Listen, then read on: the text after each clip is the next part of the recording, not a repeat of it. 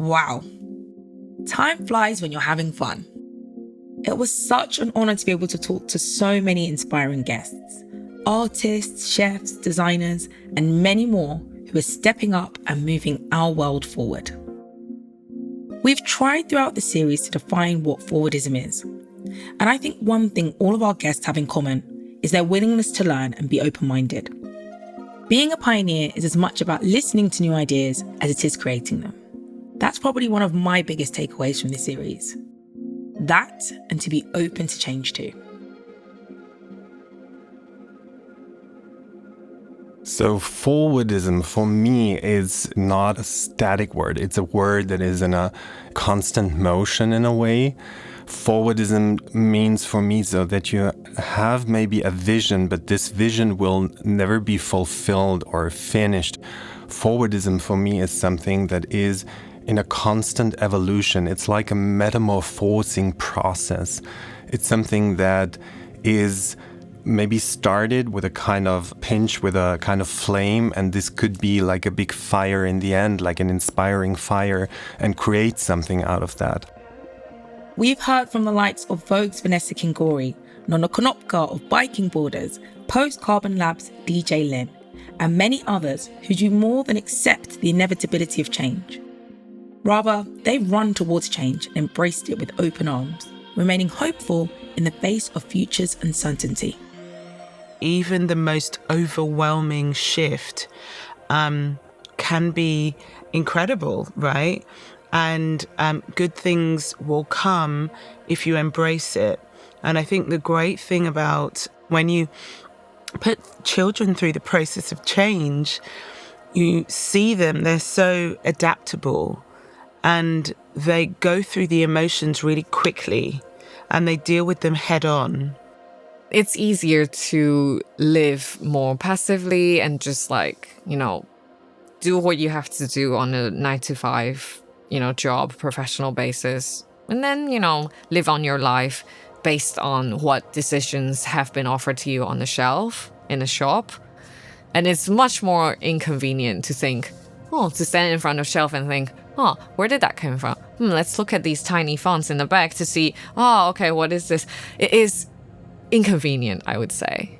But if you practice, train yourself to, take that little step of putting in a little bit of mental effort, I think you deserve applause. You deserve to give yourself an applause to say, I'm practicing to be more mindful. I'm practicing to be more aware of the materiality, the entities around me. When someone asks me, I would always say, try one or two things, not everything at the same time you're afraid of, and do it for a long enough time to judge whether this is actually, for you or not. And this will play out really well in the future. Like looking forward, if you do things now which are a bit tougher, you're going to have like an easier life in the future. That's how I look at things. It's always amazing to be able to learn whilst on the job. And I feel like each and every episode I learned something new from our amazing guests. Whether it was how a zero-waste restaurant works in practice. We need to reintegrate with nature to not have a bin. Now that sounds lofty as hell, and it is super aspirational. It's not something that you can click your fingers and do. All the day-to-day life, so to speak, of a digital influencer. The preparation was quite intense.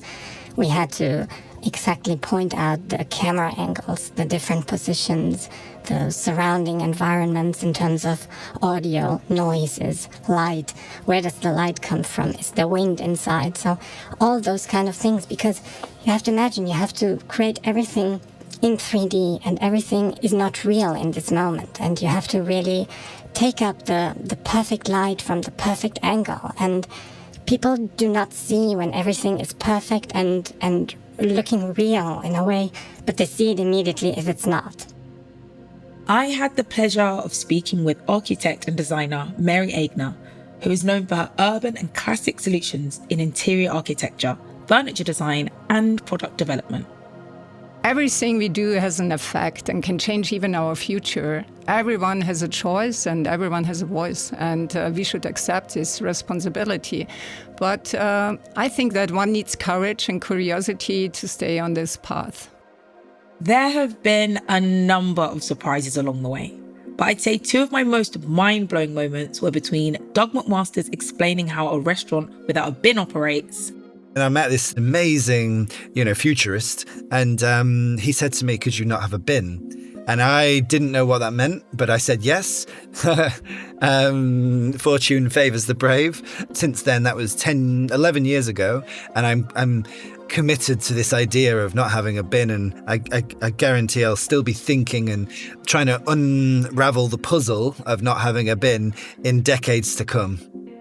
And how seamlessly Yomi Adegoke was able to switch between himself and Nunuri during our interview. We are planning to do maybe some Nunuri friends that are based maybe on the Nunuri core shell. We are working on something. So Nunuri, you're talking about something you shouldn't, but this is sometimes the thing what you can't do when you have like a digital character. Sometimes you don't have the control over her. It's been a hell of a ride, and I've been so blown away by the conversations. I hope you enjoyed our forwardism journey as much as I have. Do you want more? Well, it's your lucky day. You don't have to wait very long. An exciting new audio series is already in the works. Get ready for new episodes, new stories, new topics, and a new host. Stay tuned for the next exciting audio journey with BMW, coming this fall.